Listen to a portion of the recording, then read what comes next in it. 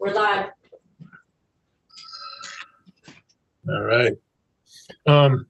Good morning. This is March 1st. My goodness, the session is moving right along, and March 1st means we have until a week from next Friday to finish all the bills that be out of this committee. So that's what's called crossover, and it means if the bill doesn't make it by crossover, it doesn't need to be taken up by the House. So we have the rest of this week and the week after town meeting to finish our work. And I expect next week will be the week after town meeting will be very full on the floor, and we won't have as much committee time as we've had recently. So with that, we're going to take up S14, which is a bill having to do with data analysis and trying to a lot of things with reporting requirements relating to Justice Reinvestment 2. And our first witness is Ellen Whalen Wurst, Deputy Program Director of the Council of State Government's Justice Center, I believe. Hello. Good morning, everybody. Good morning. Good morning, Ellen. How's everything? Oh, everything's good. It's beautiful over here. I hope everyone got some nice snow yesterday. Well, Bennington didn't get much at all. Oh. We had less than an inch. Well, But we got some nice snow, but good. I just see it from the window. It's nice to see everyone this morning. I'm actually going to do the most efficient thing and call on my colleague Carl Reynolds. I don't know if everyone on the call has gotten a chance to work with Carl. He was involved in Justice Reinvestment 2 way back in 2019 and 2020, particularly at this stage of testifying and working with you all on the original Justice Reinvestment 2 bill. And Carl has been in conversations most directly with Ben to talk about sort of ideas and advice that we have related to the ongoing issues that you all are trying to solve with this piece of legislation. So Carl, do you mind if I pass it to you? Not at all. Thanks, Ellen. Good morning, everyone. Carl Reynolds, Senior Legal and Policy Advisor at the Council of State Government's Justice Center. I'm coming to you from Austin, Texas. And I don't really have any testimony. I just want to advise you that Ben has been working closely with us. Same for Rachel. We've had a couple of conversations and some back and forth on document comments and so forth. And from CSG standpoint, the S14 is looking very suitable, and we could go into details, but I'm not at all sure that it's my role to kind of lay out the bill for you. So I'm just going to leave it at that, just to tell you we're very happy with the progress on the bill. Carl, I can pull up the details, but maybe should we note the comments that David DeMora had provided on some of the measurements of domestic violence as sort of ways of, which I think aren't reflected in the bill, but just as additional areas where our colleague David DeMora, who is another senior policy advisor at the Justice Center, has been working in Vermont with the network and other folks on a separate justice reinvestment, sort of more focused justice reinvestment initiative over the last couple of years, specifically looking at domestic violence and responses to domestic violence and programming and support for victim services and things like that across the state. And David had worked with Ben and Rachel to offer some additional comments on sort of other ways of measuring impacts on domestic violence statewide beyond crime rates, and trying to get at sort of other measures of that particular issue that can reflect things like the fact that domestic violence tends to be an underreported offense, and sort of other ways you might understand how there's progress being made across the state. And I can pull up those specific comments too, if folks want to know more about what that, but again, I think that's all reflected in the copy of the bill that you have.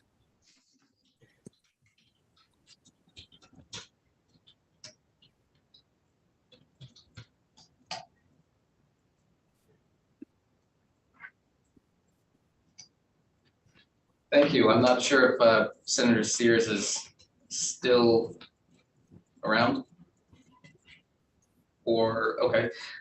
Ellen, is there anything else you wanted to go over, or should we move on to the next witness? No, I think we're just available to answer any questions if they come up and they seem relevant. But yeah, we'll happily pass the mic. Great, thank you. Any questions from you guys? Okay. All right, I think the next witness we have is Jessica King Moore. Hi. Hi. I'm Jessica King Moore. I'm the Director of Research and Data Analytics with the DOC. I do believe that I'm going to actually hand it over to Ben, as it was my understanding he was going to go over the changes to the bill, and then I can.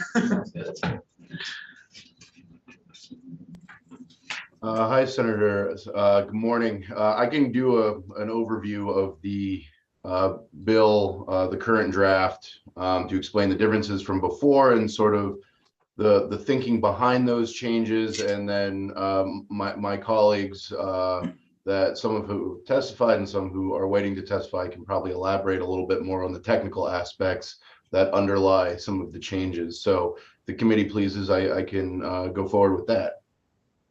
Sounds good. Okay, and for the record, Ben Novogrodsky from the Office of Legislative Counsel. So I can share my screen and go through the changes. But prior to that, I think I just want to lay the groundwork with the bill that after a lot of collaboration between AHS, CSG, and now who is written in as the author of the report, the Vermont Statistical Analysis Center, which is sort of the data gathering arm under DPS, but really contracts its services with the Crime Research Group. So I've been speaking with Monica Weber, who heads the Crime Research Group that would really be doing the legwork under this bill and report. After consulting with them, a lot of the changes were done to do a few things. One, make sure that everybody is speaking the same language. A lot of the terms that are used in the bill are ones that are used by the Department of Corrections, by the Judiciary, and so everybody is sort of speaking the same language as far as the type of information that's being gathered. Another one is to make sure that it accounts for the ability to collect more information than may be currently available as new systems come online or information becomes available otherwise. Also, there are some timing changes to account for just sort of practical realities of obtaining a grant. CRG is hoping to obtain a grant to pursue this work, which is part of the reason why they offered to be I guess, do the legwork. And then because of that, and due to sort of the availability of data when it comes to recidivism rates, which are on a 3-year cycle, the reports are spaced out a little bit farther than they were in the previous version. And then finally, overall, the report analyzes trends as opposed to effects and correlations. And this was subject to a lot of discussion, because trends gives the flexibility to show indicators about some relative successes of the investments that have been made to the criminal justice system. However, correlations and effects really borders on information that is really hard to gather, if anything, next to impossible to really determine, and also could implicate some ethical issues in how studies are conducted. I mean, we're discussing real people and real outcomes. And so there was some concern about, well, how do we measure successes and failures of our investments? And does that implicate sort of some ethical concerns about the availability or unavailability of certain services that may need to occur in order to really assess the effectiveness of these programs? So that's why there's been an overall shift in the tenor of the report to analyzing trends as opposed to correlations and direct effects. So with that, I'll go into the bill itself and share my screen just to make it easier for everybody that's involved. So as you'll see, this is draft 4.1 of an amendment to S14. Section 1 remains the same. This report will now live in Title 28 as it currently does, as opposed to Title 3, since most of the Entities that are involved are really Department of Corrections related issues. So from a logical perspective, it makes sense that it will live in Title 28, which governs the department. The definitions remain the same. And then subsection B is really where the large changes occur. So you'll see right out of the gate that now the report is due November 15th, 2024, and every 3 years thereafter. And that is related to sort of the practicalities of the grant that I spoke about to before. My understanding is that CRG is in the grant application process. They're hoping to, I believe that the grant should be awarded sometime in May or June, but really they wouldn't be able to start utilizing the grant and engaging in the work until about October. And so giving them essentially a 1 month turnaround to do all of this just wasn't feasible. So to accommodate that, this would be due in about a year and a half, a little over. And November 15th was chosen because the reports could be submitted to the committees that receive the report with enough time to analyze and potentially propose further legislation for the upcoming session. And then again, every 3 years as opposed to every 2 years because of the availability of data and recidivism cycles. And so it seemed sensible to space the reports by 3 years instead of 2 years. You'll see on line 7 and 8 that the Vermont Statistical Analysis Center is the reporting entity, and they will consult with DOC, DMH, DOH, DPS, DCF, and now also the Department of Labor, and that's to assist in gathering employment-related issues or information. And the remaining consulting entities remain the same. And now that they'll submit the report to Appropriations, Corrections and Institutions in the House, and the Senate Committees on Appropriations and Judiciary, along with the Joint Legislative Justice Oversight Committee and the Division of Racial Justice Statistics. And the purpose of the report is to examine the trends associated with Vermont's criminal justice related investments and expenditures since the last report. So it's not just a forever look back. Subdivision 2 really gets into the nitty gritty details of what this report gets into. Recidivism rates remains the same. Clearance rates remains the same.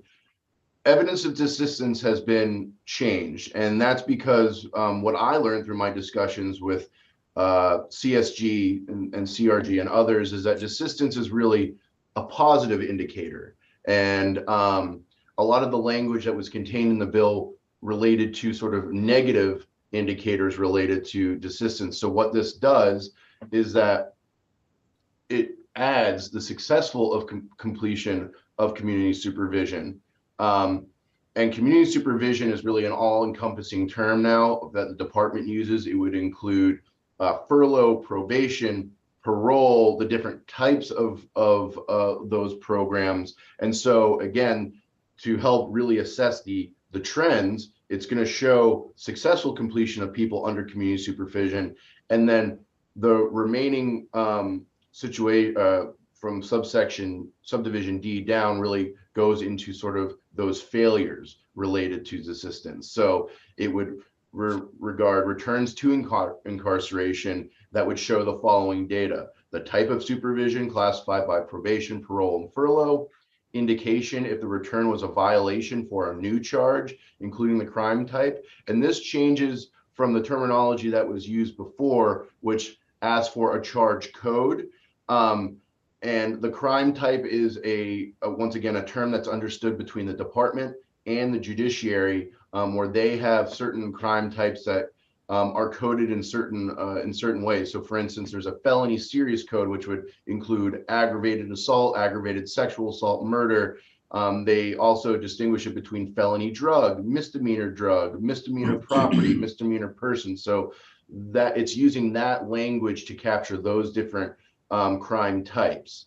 An indication if a violation was classified as, quote, significant not violent or significant and violent. And again, these are terms used by the department. So again, trying to speak the same language so they have a clear understanding of really what needs to be gathered. And, I think that based on the committee's concerns and discussions is that this really will get at whether or not these crimes contain an element of violence, and whether or not there are new crimes that are charged. And then finally, with subdivision 4, all available demographic information. So right now, my understanding is that many of the entities can include race, gender, and age, but anything beyond that, it may not be necessarily available at the moment. But if and when further information becomes available, this language provides the reporting agencies to give more demographic information. Subdivision E remains unchanged. It's about the bail rates. Subdivision F was included from S27 to show all pretrial detainees held in correctional facilities in Vermont, again, including the crime type. And then subdivision G regards Justice Reinvestment 2 language and initiatives. And so this really will get into the funding that's devoted to JR2 and also how it's used.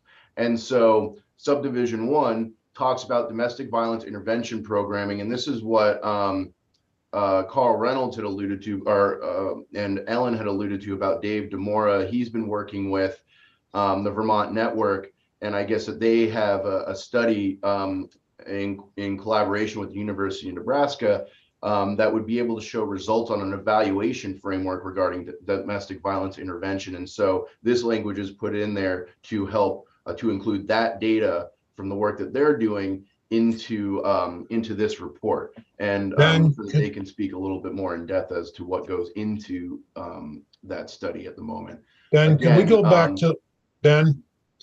Could we go back to line 10 on page 4 on the pretrial detainees? Yes. I think it would be helpful to know who they're being held for, and I don't know if that's the right term, but you have the federal detainees, state detainees, and then you may have people being fugitives from justice who are being held awaiting transport to another state. You may have people who are arrested in Vermont who are awaiting going back to another state for some reason because they're wanted there. So is that possible to have in there? So essentially the reason that they're held, including the sort of because I think I want to keep distinguishing the federal detainees from detainees that are particularly that group, but there may be also other subgroups I'm not aware of. But I think it's tremendously important to have an idea of how many federal detainees there are versus how many state detainees. Well, I would defer to the department or the judiciary on their ability to obtain that data. So I don't know if Jess or Rachel, if you have any insights into that. I can speak to it. This is again Jess King-Moore. We actually already report that information, which is, it's a very low lift for us. We call these held for U.S. Marshals or other jurisdictions, we call them holds. They're detainees, but it's just what we call them, and we define that in our reporting. We typically don't get information from the U.S. Marshals on like the crime type information, but we do report monthly on the people who are held for other jurisdictions and U.S. Marshals, and then we have all the details for those who are detained by the state of Vermont. So we can do it with a caveat. Yeah, I think we should distinguish those two, at least those two groups. I have no problem. So I could add maybe pretrial detainees held in Vermont correctional facilities, and on behalf of other jurisdictions and for the state, including the crime type for which they're held. Actually, I have a question for you, and maybe it's also for you too, Isaac, but one of the things that I've just been thinking about the last few minutes is, I'm based on, some of the testimony we've heard recently from people who are working, on the front lines in our prisons and jails, and just about the workload, the lack of staff. I'm just wondering, how does this data get collected, on the ground, and are we, through this bill, is it creating a whole lot more work for the folks who are in the jails, the folks who are, on the front lines, essentially? That's kind of my concern, because I don't want to, I like this bill, but I also don't want to overload an already overloaded workforce in the Department of Corrections. Are there any thoughts on that? I can speak to it a bit. That was actually a thought. Part of the reason for these changes is these are things we know we can get, and we know we're collecting, and we want to report on if we're not already reporting on it. So it would be for as far as frontline staff, it'd be a low lift because they're already reporting most of it, or they just started reporting most of it. So that's part of the reason for some of these changes, is we knew we could get all this information without asking for extra builds in the offender management system and extra data entry. Awesome. And if I may just follow Senator, Isaac Gato, Policy Director for the DOC. I spent the night in Southern State Correctional Facility in Springfield a couple weeks ago, and just spending the night shift there, talking with our COs, following them around, learning more about what they do and how they do it. I was amazed at the level of just manual reporting, paper and pen, checking on individuals, between every 15 minutes or so, and writing that all down on paper, and that's all scanned into the system, into the offender management system, OMS. It is an incredibly manual system. I think the commissioner would tell you that we are very far behind the times in terms of our digital infrastructure, and Jess could tell you that as well, and what that means for our ability to really understand the system, disparities in our system. That's why one of our strategic priorities for DOC is modernization. Because we know that we can't do the critical progressive policy work that we want to do in the department to draw down some of those disparities if we don't have visibility into those problems. So we can talk a little bit more about that at a later point, but I think it's just something to reference to think about is how manual the system is currently. Thank you.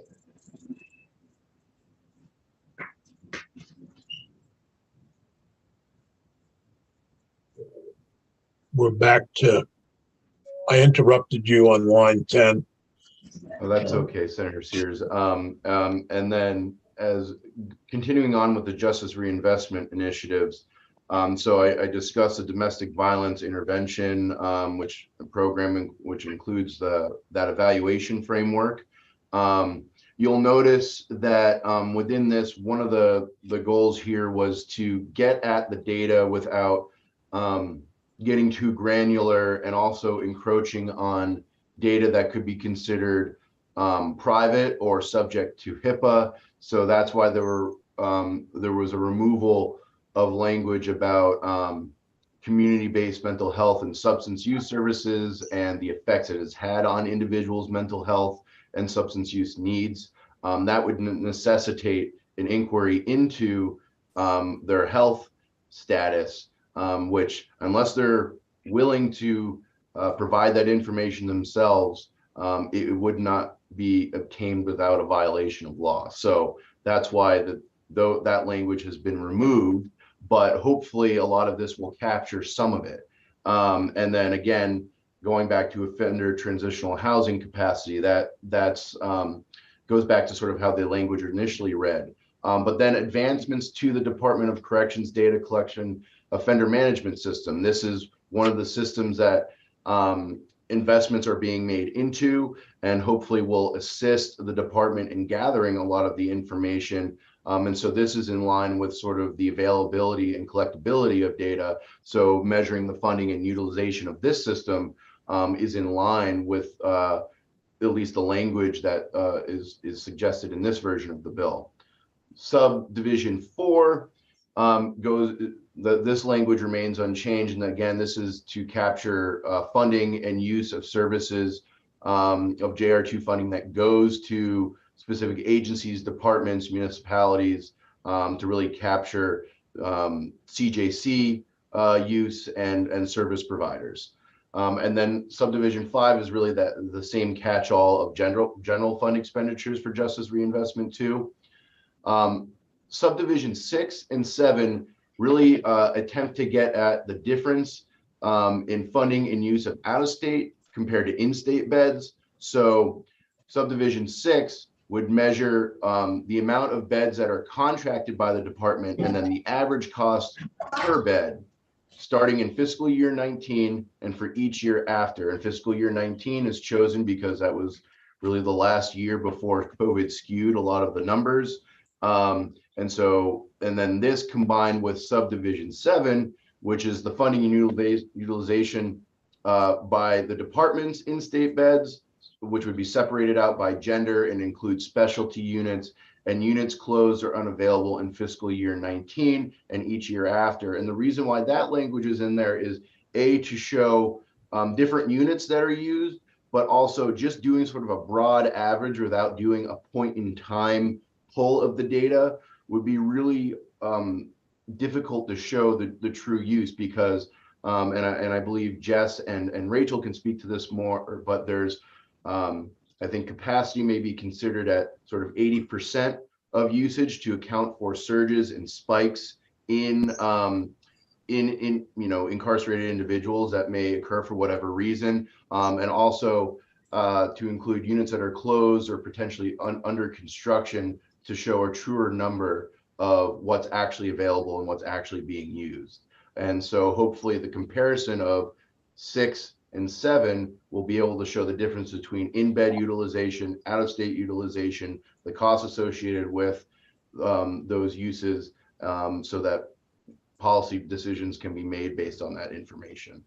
Are there any questions about the bed capacity, costs, and uses?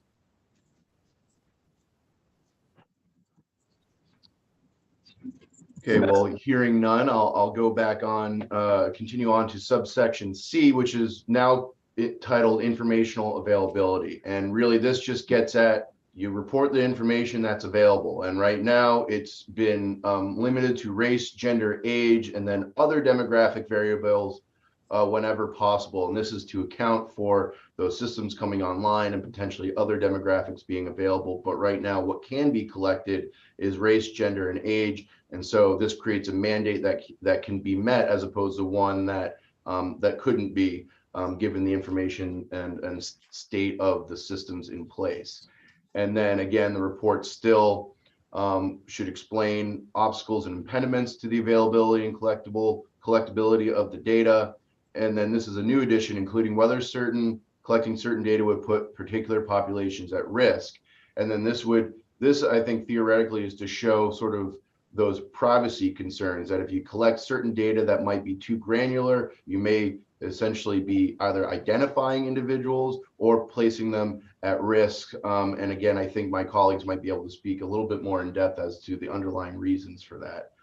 And then finally, D and E remain the same with the exception of putting in the Statistical Analysis Center as the sort of main entity. So basically D just says that anyone that that they request information of needs to provide the information, and there's some belt and suspenders language in there to really clarify that obligation.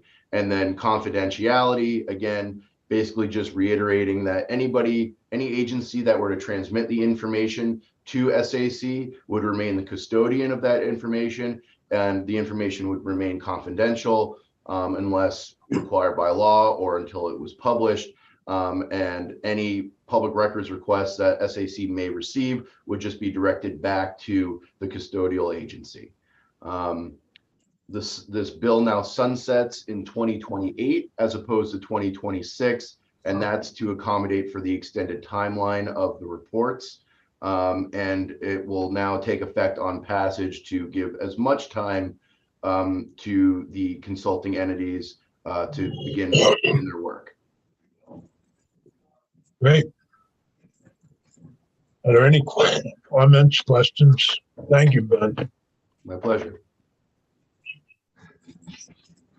Not seeing anything in the room. I missed part of your trends analysis, so hopefully that's written down well. And I missed part of I was not aware there was a Vermont Statistical Analysis Center, or SAC. Where is that located? I missed the information on that. So that was new information to me as well, Senator Sears. So the Statistical Analysis Center is really an arm of the Department of Public Safety, and they do a lot of the analytical work for them. But in reality, the Statistical Analysis Center contracts with the Crime Research Group to do the work. So it's really CRG that'll be doing it, but SAC is the entity that's named on the grant application. So listing them in the bill would assist in that process. Thank you. Are there any comments from anybody in the audience on this draft? I mean, I'd like to introduce myself, explain the Statistical Analysis Center piece to you if y'all don't mind. Yeah, I'm happy to come forward. So good morning, everyone. My name is Monica Weaver. I'm the Executive Director of the Crime Research Group, referred to in this bill as the Statistical Analysis Center. And I've been the Executive Director, I'm starting my third month there. Prior to working at the Crime Research Group, I spent 10 years working at the Department of Corrections and was also very involved in justice reinvestment, working with our colleagues from the Council of State Governments and all of the work groups. So I have a deep understanding of justice reinvestment and its purpose in the state of Vermont. So as we were watching the introduction of this bill, because I've been watching the testimony, it kind of became clear to us as the Crime Research Group that it was more of a research-oriented bill. So we've had some conversations with Ben and with Jessica and Rachel and our friends at CSG and thought we would be able to take on the reporting part of this bill, which I understand is it's a difficult task for the agencies that have been previously identified. And the reason we can do that is because, as Ben was saying, we are designated as a statistical analysis center. So almost every state in the country has something called the Statistical Analysis Center. Technically, the Department of Public Safety is designated, and it's a designation by executive order to provide these types of services where we do crime and justice research and provide information to legislators, to the community, to prosecutors, judiciary on criminal justice data in the state of Vermont. So the SAC is at the Department of Public Safety, and the Department of Public Safety contracts with the Crime Research Group to fulfill those services. So we provide that to the state of Vermont. As such, we are also eligible to apply every year to the Bureau of Justice Statistics for funds to do research that is important to the state of Vermont. And we're the only organization that's going to be eligible to apply for these funds. And the production of this particular report is going to require some money to pay for people to do it and actually gather it and put it together. So we are proposed that we could use the grant that we're going to be working on. It's actually due at the very end of April to get funds to be able to support this work. And as Ben mentioned, there's a little bit of a timing issue where we submit the grant at the end of April. It's a federal grant, so we won't know if we get the award until basically the end of September, and the spending period would begin on October 1st. So that's one of the reasons why we suggested that if we were named as the organization that was going to produce the report, that we wouldn't be able to do it until the following November. Although we'd be more than happy to come in and provide updates to joint justice, legislative oversight, or other committees that you thought would be necessary. So one of the things that we would be asking for, obviously, from this committee, and perhaps House Judiciary when it gets over there, it would be a letter of support to help with the grant process if this bill comes out of committee. The other thing I do want to mention, and this is just like for everyone in the group, is that if we wanted to start working earlier prior to being awarded the grant, and then there's probably gonna be like a small contract period where we have to contract with the Department of Public Safety, because they are officially the people who get the money from the Bureau of Justice Statistics. We would be able to start working with a small sort of gap funding for about $20,000, and I don't know, I'm just putting it out there for people to understand that we wouldn't be able to really start doing any kind of coordination until much later in the year if we were to take this on. So I just wanted to put that out there in case people weren't aware of what the SAC was, how it was structured in Vermont, and to answer any questions that you might have about our ability to complete the report and work with the partners. I'm good. Great. All right. Excellent. Yeah, thank you. Thank you. Sorry, Jess. The final witness is Rachel Feldman that I have on the list. Rachel, good morning. Welcome back. Thank you. Good morning, Senator Sears. Good morning to all the senators on the committee, and good morning, Peggy. So I really don't have much to add to this, but would like to thank Ben, Jess, Monica, DOC, as well as the committee for being open to working with us on producing these data in a way that squares up with what we currently do, the terminology that we use, and will deliver what you're looking for in the most efficient, ethical, and with the potential to expand way. So any questions that you have, we are here, and really, again, appreciate the collaboration. Any questions for Rachel? Thanks so much.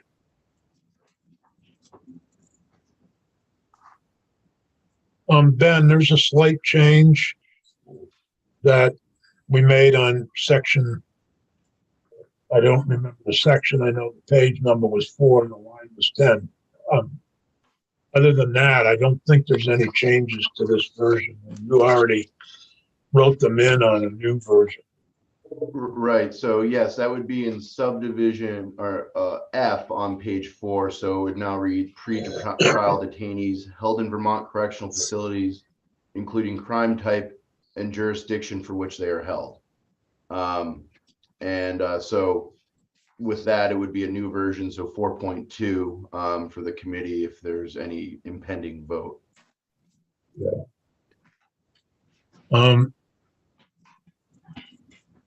If we took a 20-minute break and came back at 10 o'clock, would that give you time to rewrite and get it to Peggy? And so, and if the committee's ready to vote on the bill? I would like some more time to compare the changes in this bill to the previous version. I personally have some significant concerns with how much this has been pared down, and that we're no longer naming and looking at the 3, in my view, main indicators of being justice involved, which are substance use disorder, poverty, and education. I feel like if we're really committed to creating a restorative system, then we need the data to look at the driving forces that are leading people to being justice involved, the needs of our communities, and what it's going to take to rehabilitate those who have been convicted of crimes, and the systemic investments being made in restorative practice. I understand that some of the data I'm speaking of may not currently be available to us, and that in and of itself to me is a problem that we need to find a solution to. So I would like a little bit more time to compare these, but I've got some concerns with how much this has been pared down. Okay. Ben, do you want to comment on that, or is there a way to address that?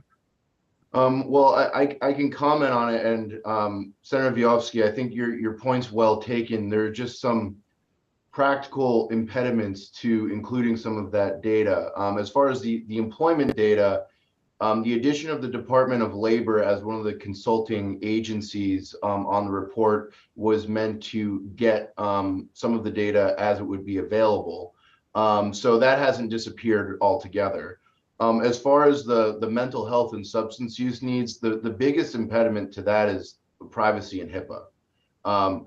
obtaining that information without the consent of incarcerated individuals or people under supervision or involved in these programs would essentially preclude the ability to collect it because it is health related data oftentimes. And so it could be included, but it wouldn't be something that could be collected without a violation of law. So I would flag that committee as a very large concern in the collectability of that data. And while it's possible, I think this require more resources, and I know Senator Hashimi had raised concerns about that. I mean, it may be possible to engage with these individuals one-on-one, but I think that would be resource intensive given the conversations that I've had with the stakeholders.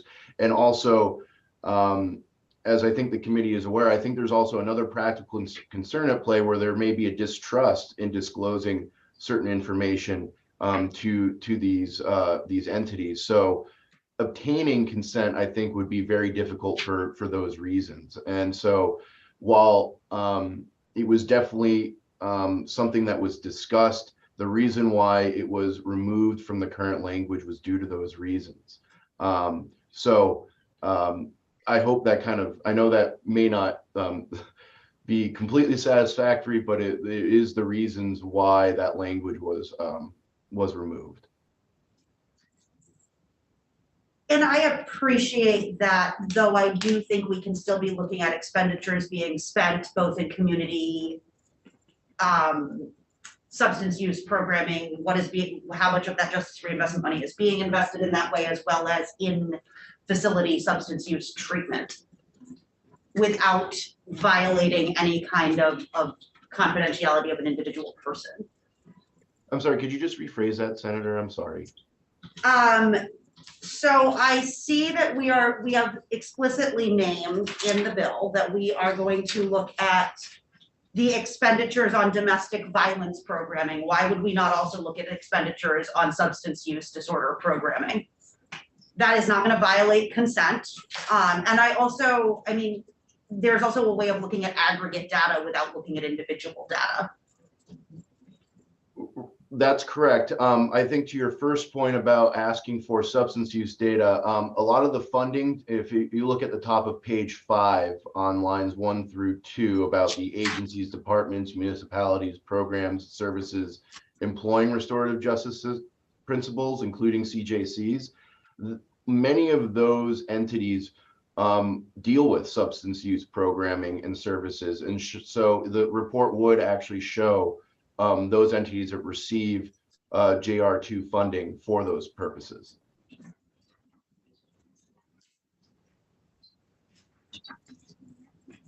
I can add a little bit too about what's available. We do report out on incarcerated medication-assisted treatment use and opioid use disorder because we don't have the same concerns as we would in the community. So for instance, I think it was originally listed while on the community. Our POs don't ask people who they supervise unless it's mandated by a court for them to, like, oh, hey, are you going to see a therapist and how is that going? Or, I mean, I'm sure they have those conversations as they're talking to people, but it's not stuff that we collect, nor would we expect them to collect that. So that would be really tough, near impossible for us to do for the community. For incarcerated individuals, we do produce 2 medication-assisted treatment reports that are publicly available on our website that demonstrate a variety of variables, including demographics for those who are on medication-assisted treatment while incarcerated, as well as a comparison between those who are and those who are not in our facility. So we already do that, and you're right, at the aggregate level, that's perfectly okay, and has less concerns than on the community level. And I also want to add, I don't think justice reinvestment funding went to substance use, community substance use, or mental health centers. So if that's something that would need to be explored, it would have to be expanded to that.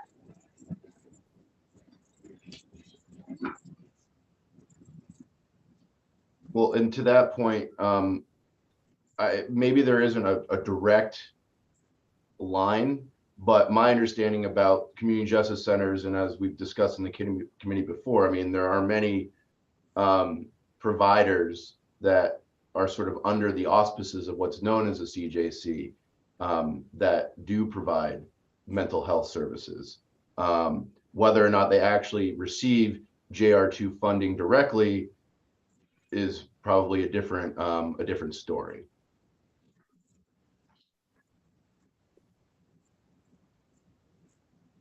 But that language was meant to capture those that do. Well, my understanding of this bill is it is no longer simply about justice reinvestment funding. It's about the larger criminal justice system. So I understand that justice reinvestment funding may not go to substance use treatment. I don't know. Like I said, I want some more time to hash out my thoughts on this, but I do have some concerns. May I just add something as well? I mean, I think over the course of time at CRG, I think we've tried on multiple levers to try and get that information as well. And we have different kinds of protections because we're a research organization and we have, you know, confidentiality protections, and it's still very difficult for us to access those data.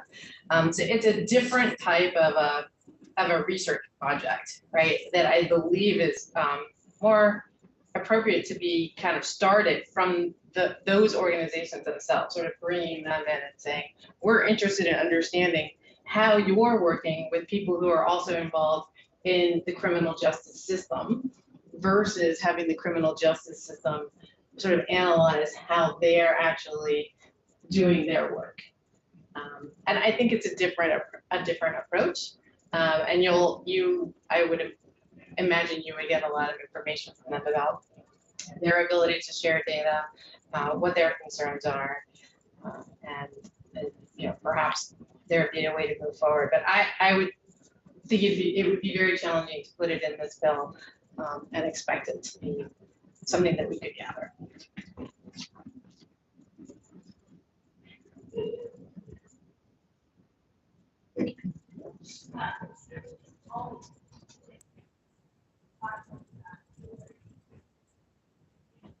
Senator Sears, I think you're muted.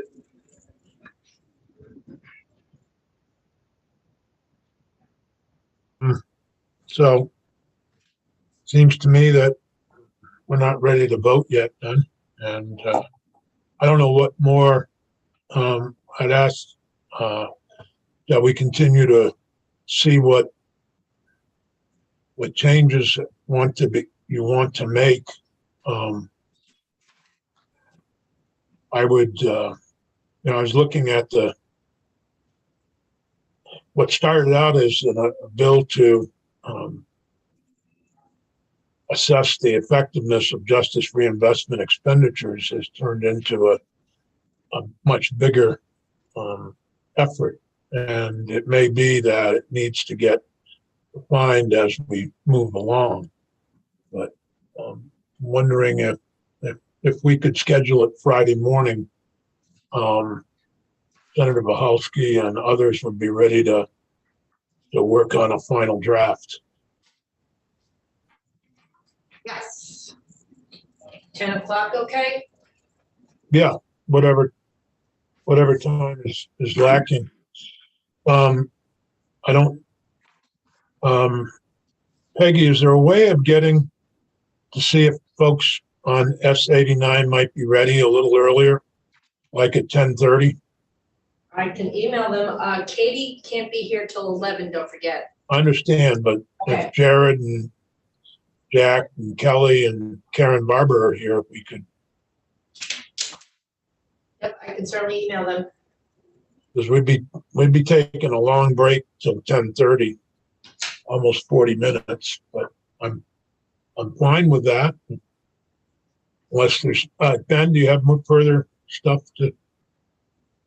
My only, just a suggestion, if the committee is concerned about, keeping its schedule on Friday, I mean, Senator Viofsky, I'd be happy to work with you between now and on Friday to try to address your concerns. That way we could have a draft, maybe incorporating it ready to go for the committee to take up. Maybe that expedites things, but just a suggestion to consider.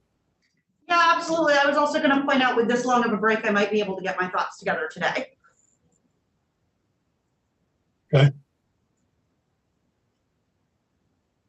Then we'll try to get back together at 10:30. Is there any objection to taking a longer break? What do you think about that, Senator? Pare it down to 5 minutes. Yeah. No. So without objection, we'll take a break until 10:30 and be back. Thank you very much.